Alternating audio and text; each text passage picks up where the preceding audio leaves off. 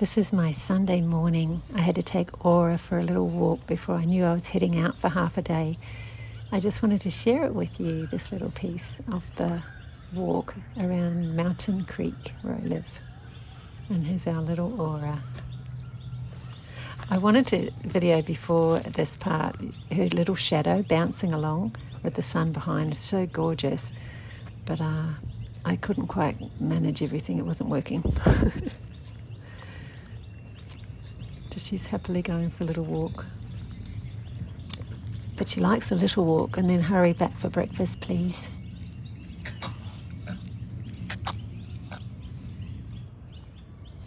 And I love this piece here where this monstera is climbing all the way up this huge tree. I'm always just amazed by it, how many of us have monstera plants in our lounges now. But out in the wild, they get really big.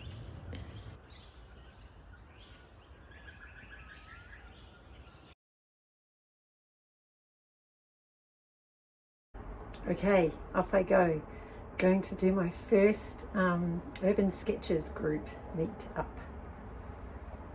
And this is the view that I'm passing on the way to where I'm going. This is the view from Alexandra Headland. What a gorgeous day. It's a good day to go try something new. So this is going to be where we're going to do our sketching. That's where we're to meet at. And I found this. Oh my goodness, I didn't know this was here. A community garden. Wow. I'll show you. I like little house shapes. I wonder if it's a bee house. Yes, it is. It's a native bee house. And look at that lovely community garden. The pawpaws. I feel like I'm hiding under a tree. I feel like documenting my thoughts about this. Maybe I'll just do a little audio. So meeting in groups, I've only probably done it a few times with life drawing, and I just remember how I can find it so intimidating, especially if I get up in my head. So today, if I let myself just focus on my page and what I'm seeing and what my hand wants to do. I lasted about half an hour doing the sketch of the entry to the garden, and I really enjoyed it. I was intending to just use black fine line pen, but I went with pencil. When I happened upon that chair, I was pretty chuffed, and so that had been after I'd lost interest a little bit in doing the big wide sketch, so that's why I drew the chair. And then I just moved around the area, had a little look at these leaves and these tiny little buds, and just sort of decided to just be in the place and just relax. And I was really happy with the drawing I'd made, and thought, well, I don't have to make another one if I don't feel like it. So I was just being. And really, I love birds very much. As I was sitting in this place where you can see I've done that very loose drawing of that plant and then these birds. That was all I did. So I've got half an hour to go till it's finished. I notice my attention span is dwindling, and so I sort of move myself around a little bit. So yeah, what will I do with the last half hour? That's the question. So with the last half hour, I ended up bird watching for most of it, just watching these beautiful purr-geckos. Well, I'm calling them that. They're swamp hens in Australia, but in New Zealand they look very much like what they call the purr-gecko. So I grew up with those, and so it was quite nostalgic and taking me back to New Zealand as I was sitting, and then the other birds were flying around. It was just really beautiful, peaceful time. And I wanted to mention that going out, as I was mentioning before, meeting with a group, it's actually it was nothing like what I had thought. We all chose a different place to be. Whatever we felt like drawing. I found out later that one lady didn't even see the garden, so she'd setting up with someone else, and they'd painted the bridge and other little gazebo thing in the area. And so So I loved the fact that we met, said hello, and then dispersed and went off on our own to find what would we like to draw. That's my bike, and that's this gorgeous bird. So I just found the whole experience actually really beautiful, and so I would highly recommend it.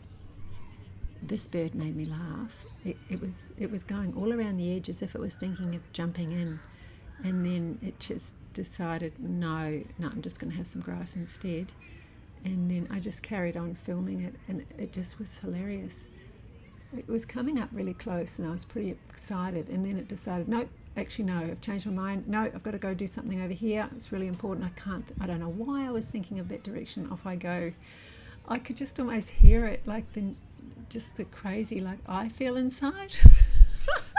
This bird would have been not thinking that at all, but it was just funny to me how it was on its merry way somewhere, really sure of itself, and then completely spun around and went off back in the other direction. I feel like I do that sometimes.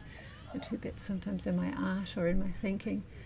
So I was just really enjoying hanging out with these birds, and that is my new friend Shelley. She does beautiful bright paintings. I love the shadow designs. See how beautiful patterns. And isn't it incredible to see a gorgeous garden right next to big buildings, I thought. And that's the view from inside the garden looking out. Really nice.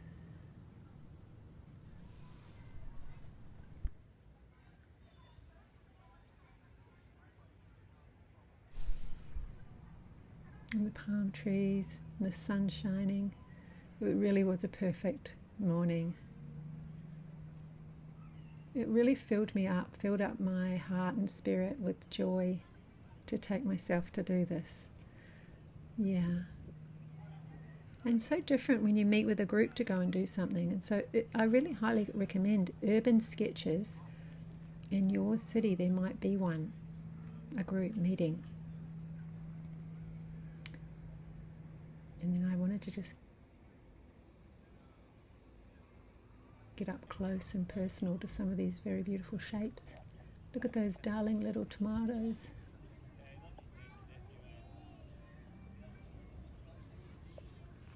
And then that patch of red really drew me in.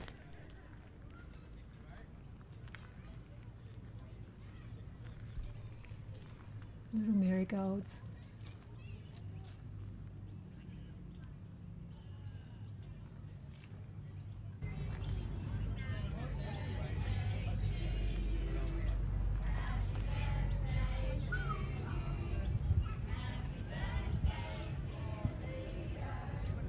We even got a birthday song. How beautiful, hey?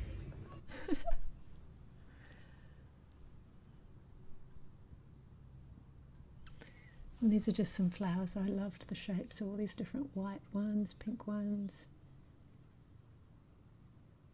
And that's the work of the group. The colourful one at the top was the lady I pictured.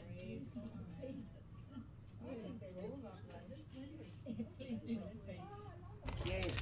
So and everyone feeds the bread.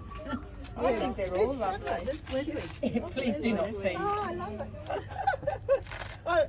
And the bird on the top. And the first thing you see is everyone feeding them. Yes. Yeah, it's hard. And you know, someone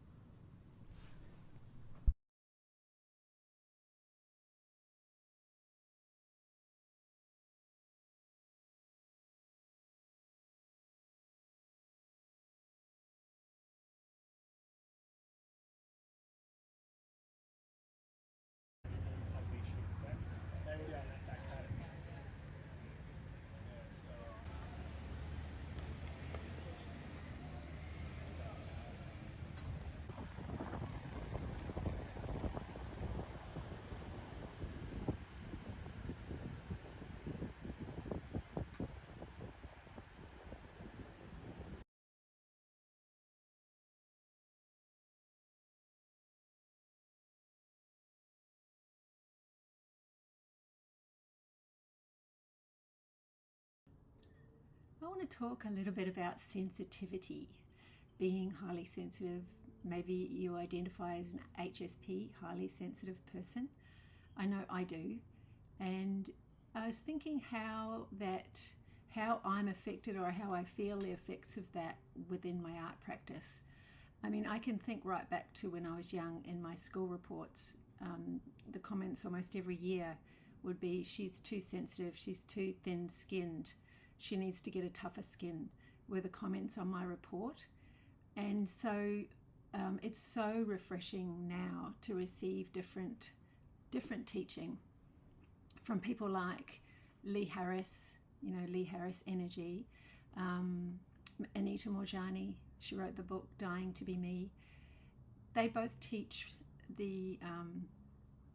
that sensitivity is the new strong, and I love that so much. I've decided that's like one of the mottos I want to live by, because I've always been told my sensitivity was like a defect, and maybe I took it on as that. I felt like, you get too easily hurt, too easily upset, too easily derailed sometimes.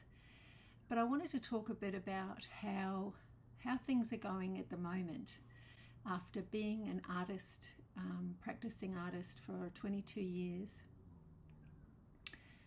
and how it really plays a part in my art practice and how well I feel like I'm going and not. I guess there's all different definitions of success. So for me, maybe well-being, feeling at harmony, feeling at ease in my body is quite important. So sensitivity. I was going to go off on a tangent and I'm wondering how to bring myself back. Hang on.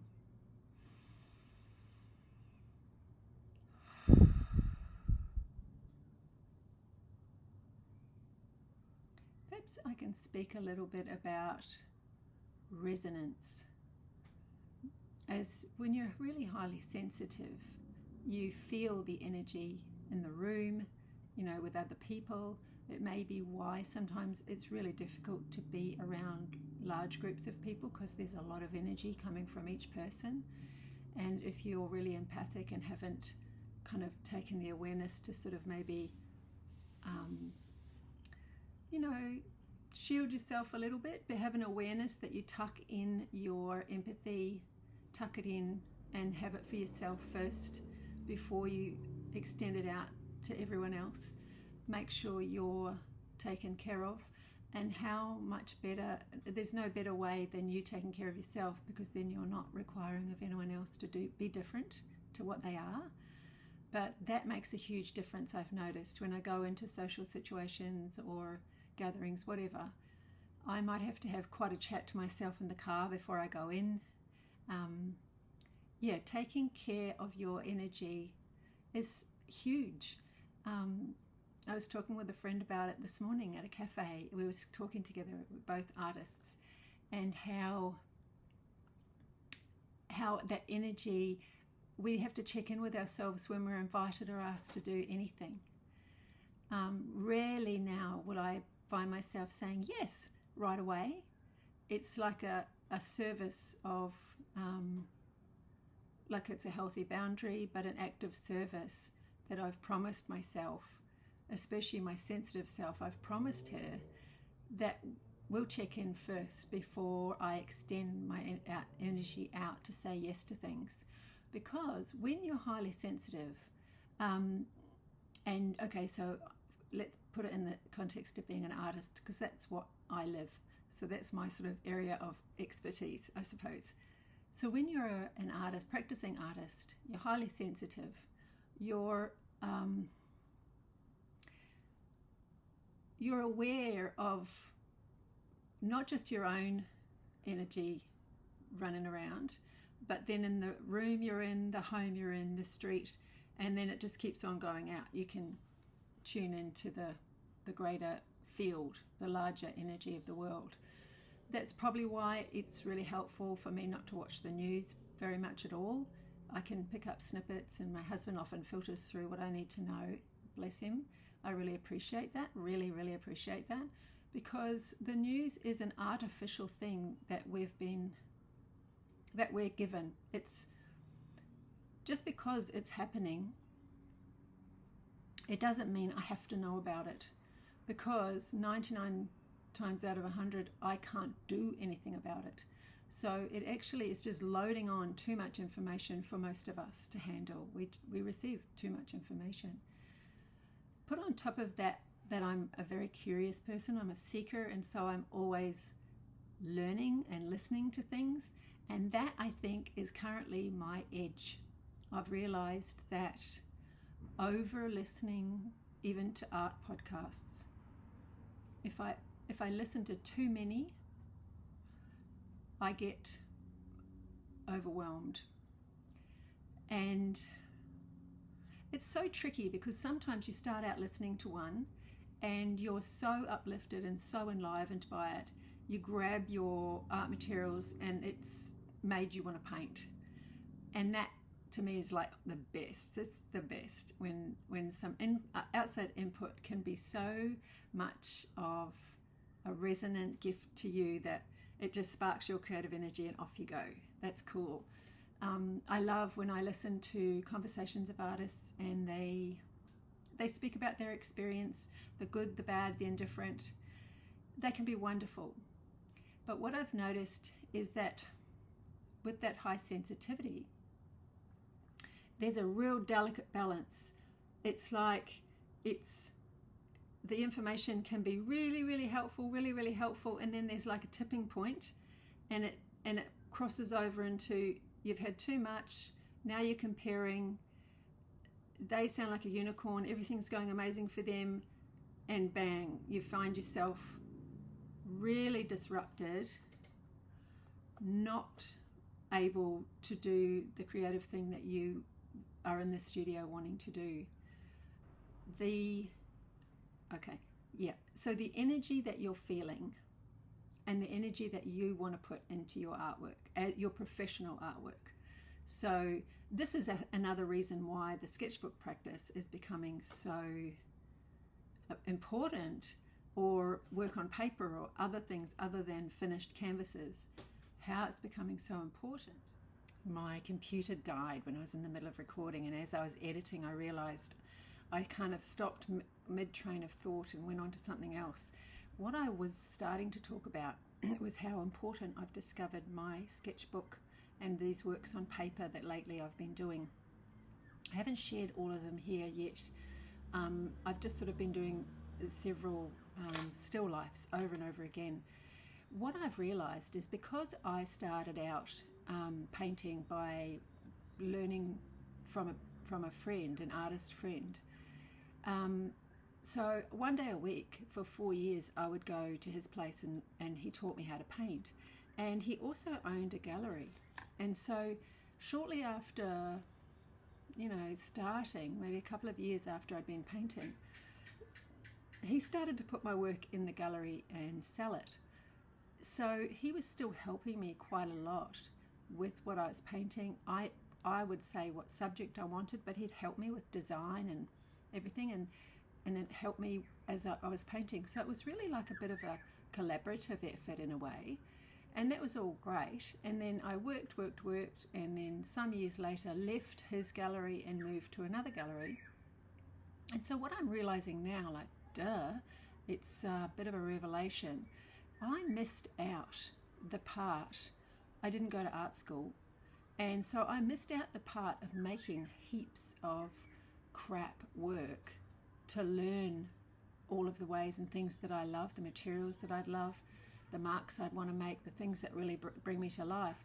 I kind of bypassed this big chunk of probably very important learning, and I kind of went straight to, let's make art that people will like, that I like making, and let's see if it sells. Oh heck, it's selling, and let's just keep going with that, which was lovely. And I think a lot of people these days might be doing a bit of that, and if it works for you, to a certain degree it's really fun at the time, until it's not. And by that I mean, if you're sensitive about it, there comes a point where it's okay to do work to sell, but it might stop selling and that derails you, or you keep getting asked to do the same thing and you've had enough of doing it. You have this calling within you to express in a different way, maybe a different medium, a different subject, a different style. There's just something gnawing at you from within, and that's your creative spirit, your soul wanting to express as you, through you.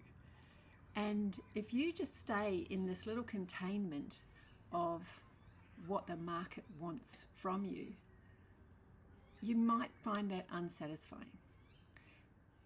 I think I take my hat off to people who can do it that way. They just look at that, it's art and it's a business and you produce and you do, but that's just not it doesn't resonate with me to do that.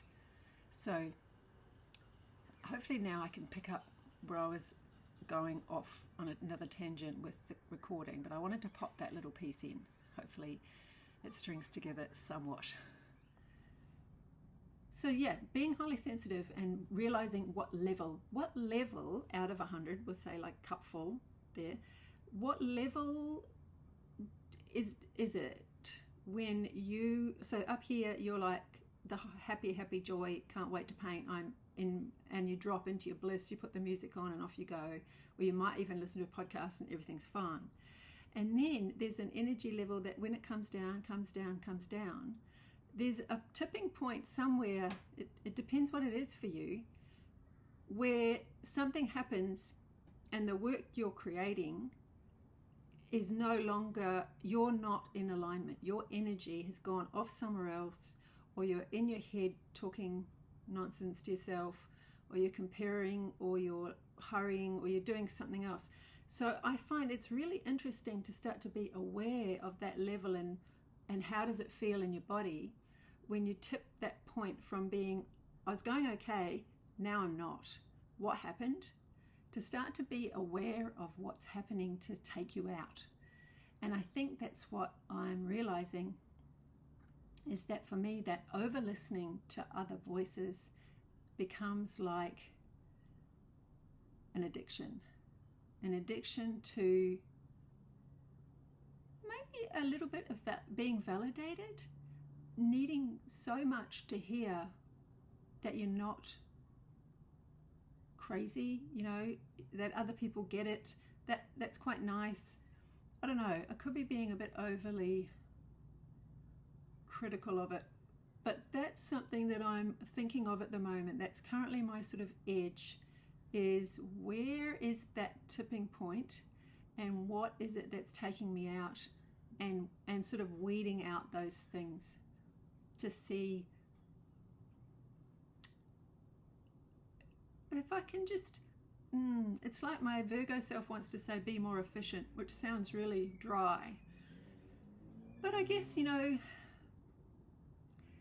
realize that I'm driving the bus with all these personalities of myself in the bus, and as Liz Gilbert said, don't let fear drive. So don't let anxiety drive, don't let the comparison one. That's not meant to be driving. So anyway, that's something that I'm considering at the moment. I don't know if any of that was helpful, but yeah, let me know.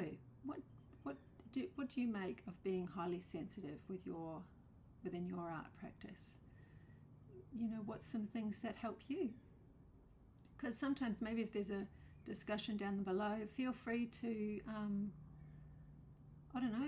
link a video if you know of a great video, or dare I say podcast where they're talking about it, if you feel so inclined. Because if someone's listening to this and they are just new to hearing about, heck, maybe I'm a HSP, there's lots of information, highly sensitive people, HSP, there's lots of information online, and it could be really helpful if you realize it's not a defect at all, it's actually a strength.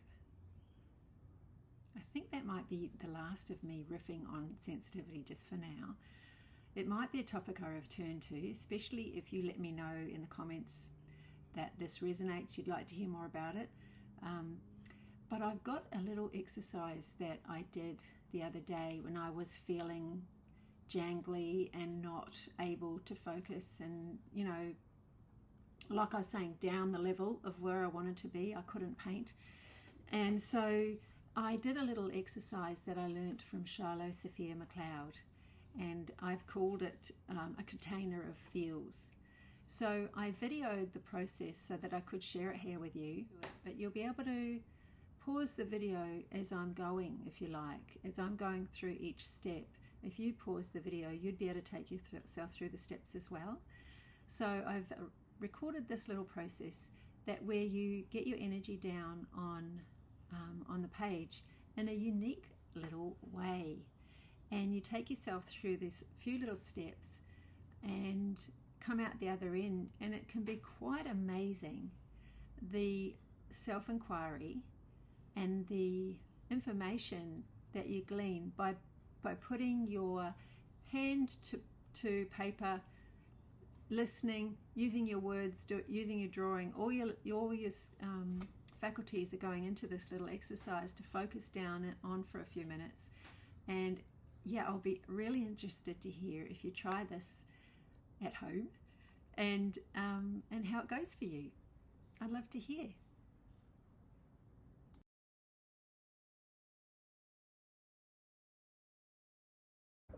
So all you need is a pen and paper. I'm going to use this small piece so that I can zoom in and show it. And if that's not effective, I might have to do it again another day with a larger piece. But whatever piece of paper you've got with you, a large piece could allow you to be much more free, but this would be really ideal if you haven't got much space or time at all.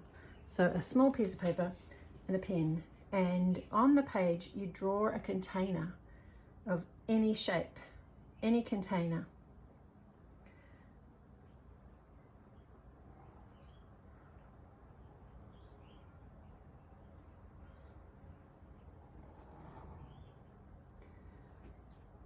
Right, so inside the container, draw with the pen how the energy feels inside the container. What is the feeling of this containment?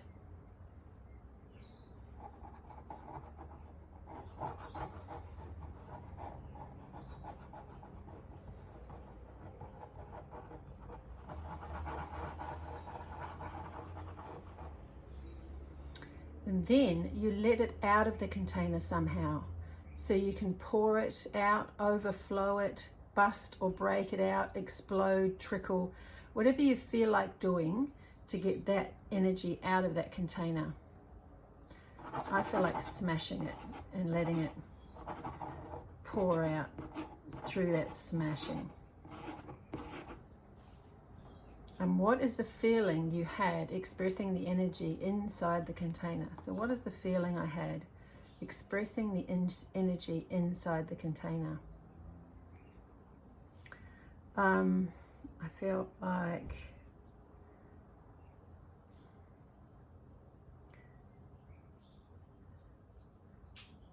kind of messy, angry, tense, all over the place.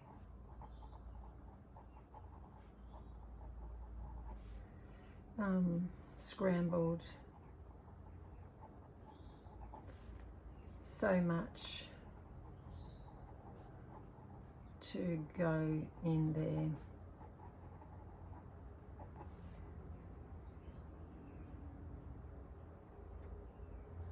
Spirally and overthinky. Okay, so then give a word to the energy, describe it. I'd say frenetic.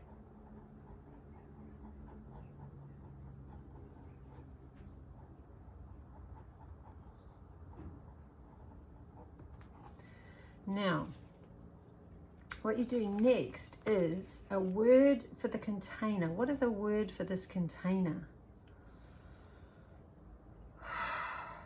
It feels like my brain or my head.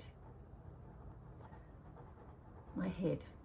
This feels a bit like my head, the way that it had that almost that shape, and I keep putting so much into it. So that feels like my head is this that's what comes to mind. And then a word to the exit of the energy.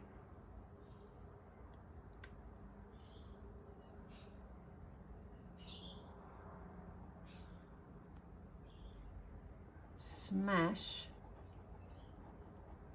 and flow. Oh, flow out. That's kind of describing what I did. I wanted to smash it and have it flow out. Is that the only word? The word to exit. The word to the exit of the energy. Have I got another word for the exit of the energy? I suppose release. Release. And then give language to the story you feel has been experienced or expressed here.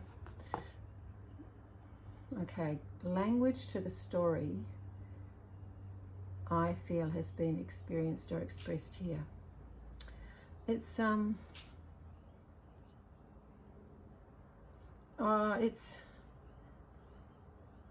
being shown clearly I am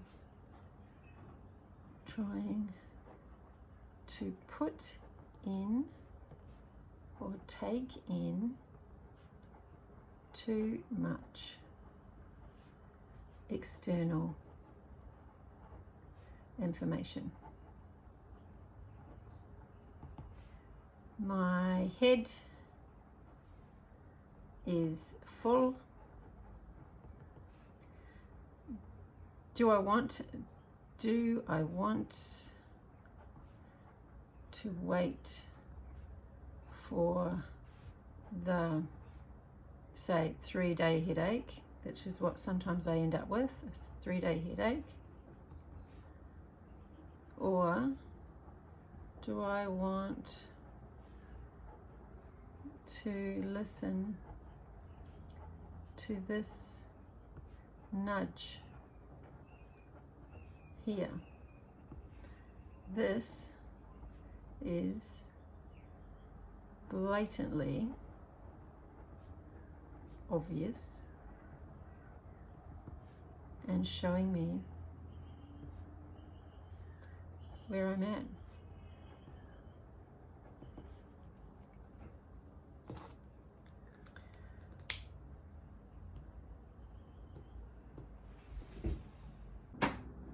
Hi friends, so what I've done, I have this little zine that I made with the instructions for that exercise, and so it was just handwritten. I just made that myself so I could have this at hand anytime I wanted to take myself through it.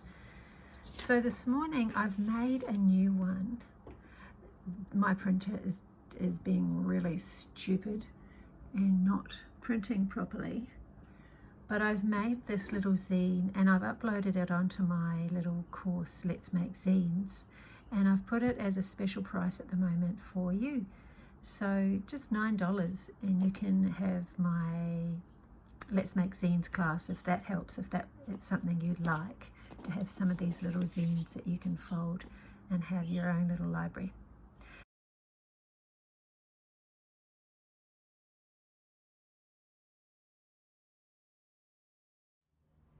Bye now.